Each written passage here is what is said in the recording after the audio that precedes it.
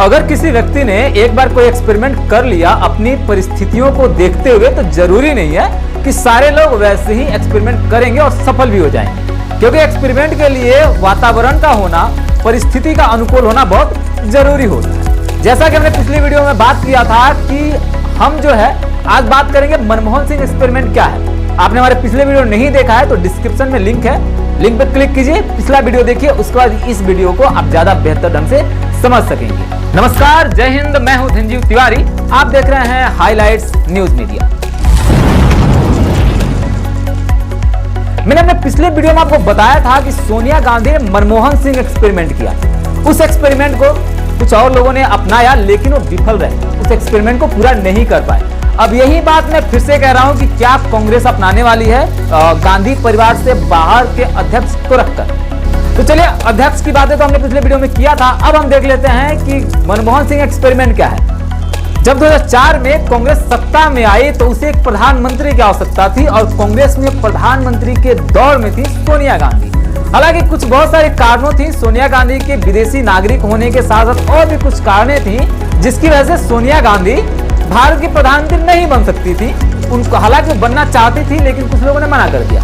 तब उन्होंने देखा मनमोहन सिंह को। मैं आपको बताते चलूं, जिनको भी नहीं मालूम है कि मनमोहन सिंह कोई राजनेता नहीं थे और ना ही उन्होंने कभी डायरेक्ट चुनाव लड़ा। और जब भी प्रधानमंत्री रहे तो राज्यसभा से ही वो सांसद चुन के आए और प्रधानमंत्री की कुर्सी पे बैठे रहे। हालांकि सूत्र और जानकार ये भी बताते हैं कि जो भी पेपर, जो भी फाइल्स होते थे, वो पहले सोनिया गांधी के ऑफिस में जाते थे। सोनिया गांधी के ऑफिस से ये बात अप्रूवल होता था कि इसको एक्सेप्ट करना है या रिजेक्ट करना है, तब आता था मनमोहन सिंह के पास और मनमोहन सिंह सिर्फ उसमें साइन करते थे। सोशल मीडिया पे आपको बहुत सारे ऐसे वीडियो दिख भी जाएंगे जहां पे किसी से बातचीत के दौरान मनमोहन सिंह साइड में होते थे और सोनिया गांधी मेन रूप से बातें करती नजर आती थी।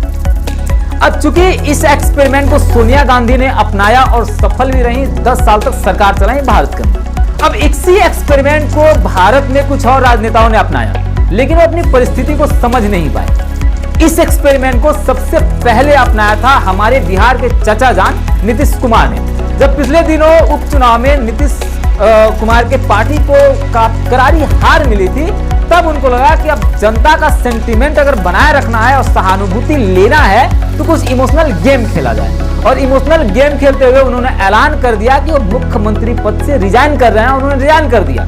अगला मुख्यमंत्री बिहार का एक ऐसा नेता को बनाया गया जिसको कोई नहीं जानता था और ना ही वो बिहार की राजनीति में एक उभरता हुआ या प्रभावशाली चेहरा था।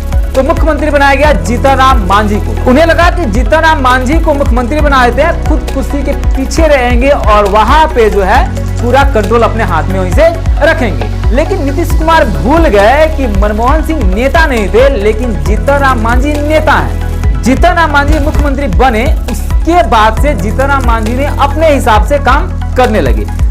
मंत्रिमंडल का निर्माण विस्तार भी अपने हिसाब से करते थे, निर्णय भी सारी अपने हिसाब से करने लगे। जब ये बात समझ में आई नीतीश कुमार साहब को, तो नीतीश कुमार ने दबाव बनाया कि भाई जीतन राम मांझी अब तुम दे दो इस्तीफा, मैं फिर से बनूंगा मुख्यमंत्री। इसी चक्कर में राज्यपाल से लेकर राष्ट्रपति तक दौड़ना पड़ा नीतीश कुमार को। फाइनली जीतन राम मांझी अल्पमत में गए और मुख्यमंत्री के पद छोड़ना पड़ा। ये रही पहली असफल मनमोहन सिंह एक्सपेरिमेंट। दूसरा जो मनमोहन सिंह एक्सपेरिमेंट था वो हुआ पंजाब में। पंजाब में नवजोत सिंह सिद्धू बीजेपी छोड़ने के बाद जब कांग्रेस में गए तो उन्होंने भी कुछ ऐसा ही अपनाया। पहले तो कैप्टन अमरिंदर सिंह को पार्टी से बाहर किया, उसके बाद उनके पास मौका है कि कुछ महीनों के लिए मुख्यमंत्री पंजाब का बनना था, जो कि नवजोत सिंह सिद्धू को रास नहीं आया।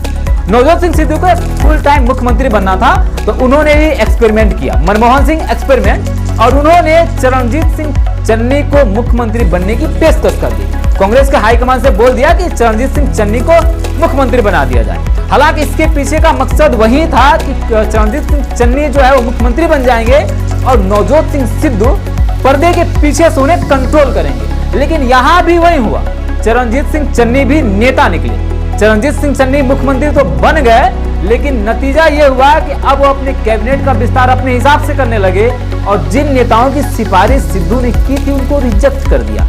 जब ये बात समझ में आई नवजोत सिंह सिद्धू को, तब तक बहुत देर हो चुकी। हालांकि एक प्लस पॉइंट सिद्धू के पास ये था कि कुछ ही महीनों में पंजाब में चुनाव होने वाले थे। सरगर्मियां ऐसी बढ़ी कि नवजोत सिंह सिद्धू कहीं के नहीं रहे। और कहीं के नहीं रहे तो ये हुआ, उनका एक्सपेरिमेंट फेल तो हुआ ही, साथ में अगली बार भी कांग्रेस ने नवजोत सिंह सिद्धू को मुख्यमंत्री का दावेदार घोषित भी नहीं किया।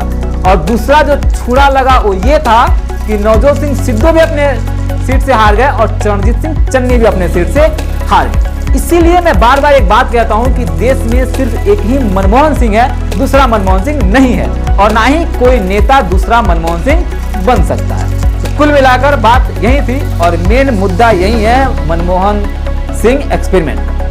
नमस्कार।